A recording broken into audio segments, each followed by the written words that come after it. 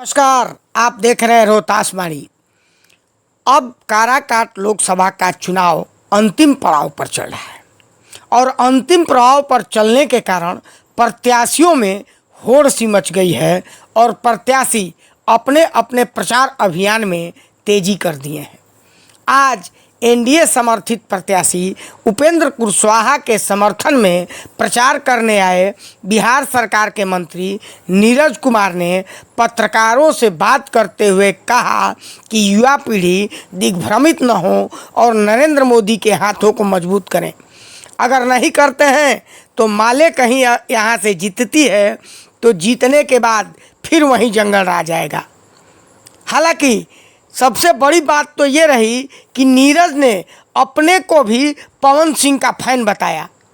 सुनिए नीरज कुमार ने पत्रकारों से बात करते हुए क्या कहा। देखिए, सबसे बड़ी बात है, अब जहाँ तक धुरंधर की बात कर रहे हैं चुनाव लड़ने का, तो पूरे देश में सबसे बड़ा कोई धुरंधर नेता है पूरे दुनिया में तो उनका नाम है नरेंद्र मोदी। और नरेंद्र मोदी के सामने कोई धुरंधर हम लोग नहीं मानते किसी को।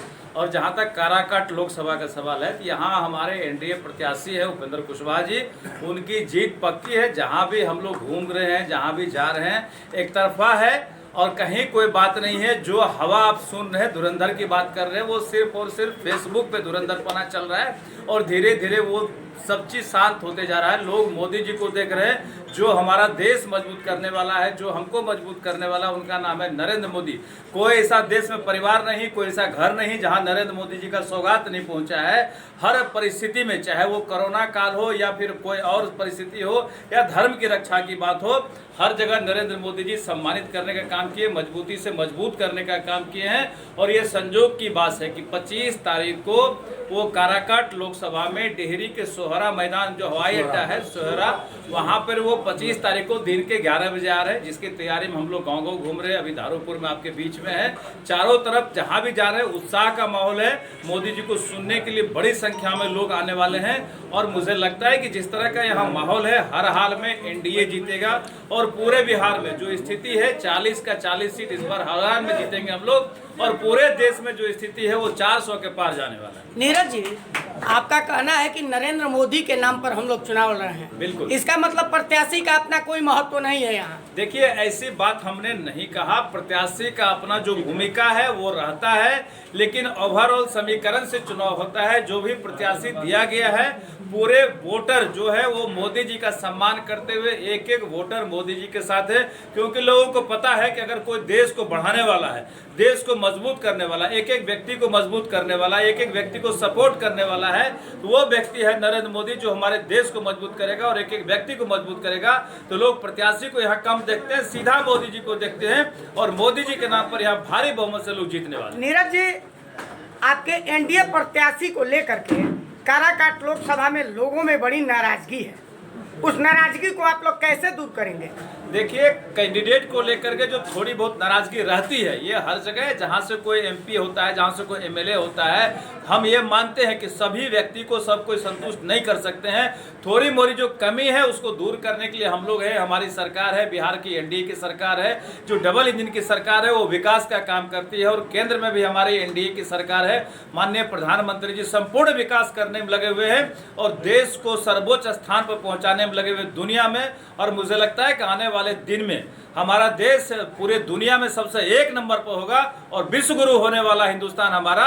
और इसको लेकर के लोगों में उत्साह है और हर व्यक्ति मन बना के बैठा है कि हम नरेंद्र मोदी को लाएंगे, तीसरी बार हैट्रिक लगाएंगे और अपने आप को, हिंदुस्तान को दुनिया का एक नंबर देश बनाएंगे। नीरज जी, अभी कुछ दिन पहले आप ही के कुछ लीडरान जो थे, पवन सिंह में घूमने वाले युवा बच्चों को कह रहे थे कि एक लोग लफुआ हैं।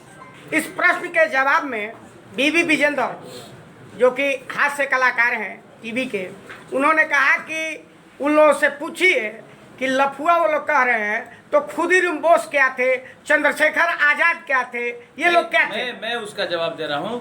कोई ऐसा व्यक्ति, हम किसी को लफुआ नहीं मानते हैं। हर व्यक्ति का हर कोई समर्थक हो सकता है। पवन सिंह स्टार है, हम नहीं, इसमें कहीं दो राय नहीं है। वो भोजपुरी के स्टार है, लोग पावर स्टार कहते हैं, यूथ में उनका क्रेज है। लेकिन हम ऐसे यूथ को कहना चाहते हैं कि आप दिग्भ्रमित ना हो और आपके मतलब उत्साह में जो उनके साथ सपोर्टर हैं, सिर्फ उतना सपोर्टर से हमारे पवन सिंह नहीं जीतेंगे। हम भी उनके फैन हैं, हम इतना कहना चाह रहे हैं, लेकिन हमारे फैन होने से, हमारे वोट से वो जीत नहीं जाएंगे। हम ऐसे युवा वर्ग को जरूर कहना चाहेंगे कि आप अपना वोट ना बर्बाद करें, वोट का महत्व को समझें। अगर आप वोट काट देंगे, यहाँ पर सीपीआई सीपीएल जो कम्युनिस्ट के लोग हैं, अगर वो जीत जाते हैं तो पुनः वो पुराना माहौल 90 के दशक का माहौल हो जाएगा और मुरकटवा लोग फिर से मूरी काटना शुरू कर देंगे इलाके में। इस बात को हमारे नौजवान जो नहीं समझ रहे हैं, हम उनको संदेश देने आए हैं कि नौजवानों आप समझिए, पुराने बातों को आप नहीं समझते हैं।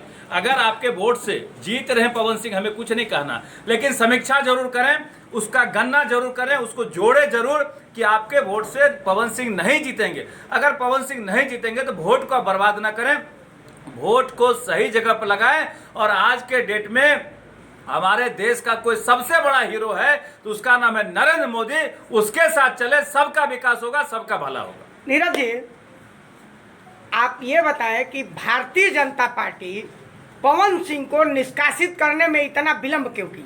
देखिए, बिल्कुल आपने सही कहा, हम वेट कर रहे थे पवन सिंह जी का। पवन सिंह को भारतीय जनता पार्टी ने टिकट दिया बंगाल से, लेकिन उन्होंने उस टिकट को ठुकरा दिया। उसके बाद उन्हें कहा गया कि आप राज्यसभा चले जाइए, और राज्यसभा जाने का अभी तक वेट हो रहा था कि अभी आप राज्यसभा अगर चले जाते तो निष्कासन का कोई सवाल नहीं था। हर चीज को छोड़ करके वो एक जीत पर अड़े रहे कि नहीं, हमको चुनाव लड़ना है। जब वो खिलाफ में चुनाव लड़ेंगे तो निष्कासन तो होना ही था। हम इंतजार कर रहे थे, कभी भी आप समय है, आप राज्यसभा जा सकते हैं, आप राज्यसभा चले जाइए। मैं दावे के तौर पर, ऑथेंटिक तौर पर कह रहा हूं, कभी भी चुनाव से पहले अगर चुनाव से पीछे हटते हैं तो उनको राज्यसभा भेजा जाएगा। ये कहा हुआ है, उनको पहले से कहा हुआ कि रास्ता ना भटके।